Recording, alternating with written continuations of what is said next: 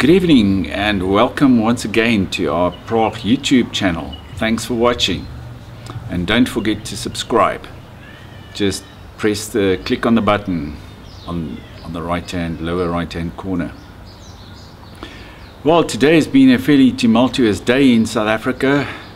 As you may or may not know, we're one day closer to total lockdown as a result of the coronavirus.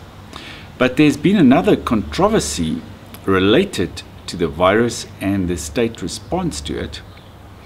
Because as everyone knows, if we close down for 3 weeks, a lot of businesses, particularly small businesses, will be going out of business, or they will be,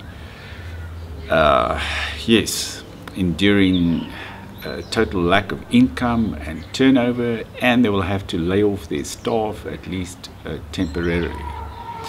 And so two of South Africa's richest businessmen, two white businessmen, Mr. Dan Roodt and Mr. Nicky Oppenheimer, immediately came to they stepped up to the plate, as the Americans say, and they each pledged R1 billion for a fund that would help these small businesses to tide them over this difficult period when we're going to be sitting in our homes trying not to get infected by the coronavirus. And so the fund was immediately R2 billion strong, but it was going to be apparently administered by the government, which is the first bit of a dissonant note regarding the issue. And then early this morning the news came out that the government would only give the money to black-owned businesses and not to any white-owned businesses.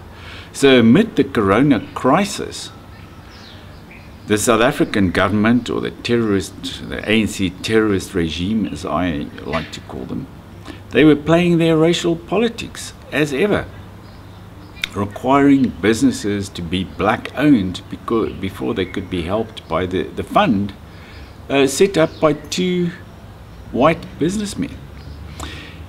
One could also ask the question, where are the black billionaires amid this crisis? Both the gentlemen mentioned they possess intergenerational wealth that they'd inherited from their fathers, and they'd then extended their wealth by working hard at their own businesses, making the right decisions, and so on. But a lot of very wealthy black businessmen in South Africa, they made money out of their government connections. First of all, they might have started off as politicians, and then they got government contracts and so on, and they went into business that way. The president of the country, Cyril Ramaphosa, he's an example of that. He's a rand billionaire. He didn't give a cent to this fund. He didn't donate anything. And yet he started off with nothing in life and ended up a billionaire as a result of his political connections, the same connections that got him to be president of the country. But of course, in South Africa, there's a myth that black people are so much more generous than white people. They call it ubuntu. This term ubuntu, I think it's defined as you're only a person through others, or something like that.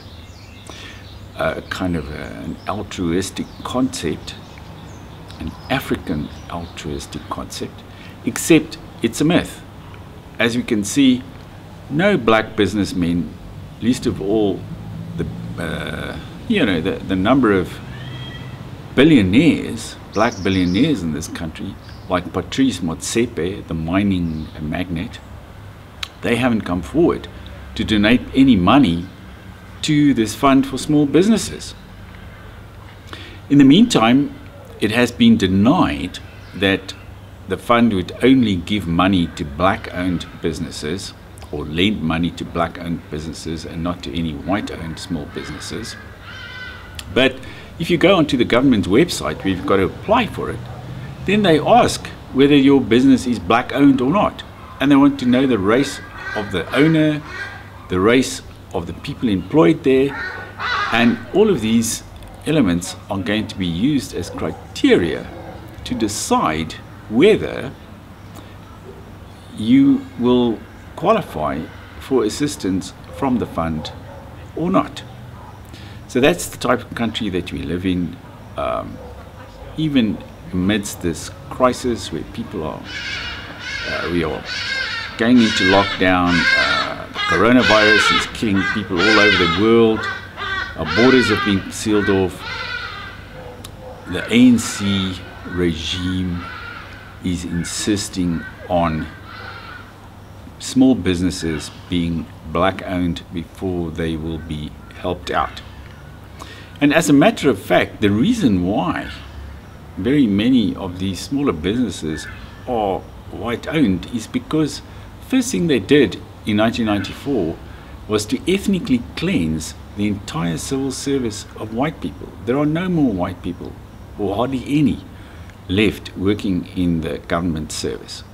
Then the next thing was they made laws, so-called affirmative action laws, that required all big businesses only to employ black people or Indian people or colored people. All whites were simply phased out. They were given retirement packages, or they were simply asked to go, or they were not promoted, and through a system of constructive dismissal.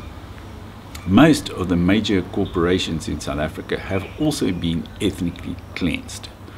So the only choice those people had was to actually start their own little businesses, a little cafe here, or a delivery service, or a cleaning service, or they went into farming, small-scale farming, and that kind of thing, in order to survive. But now that the virus is hitting them the hardest, the regime is actually adding to their problems by excluding them from any form of assistance, even when it was provided by these two very generous white businessmen.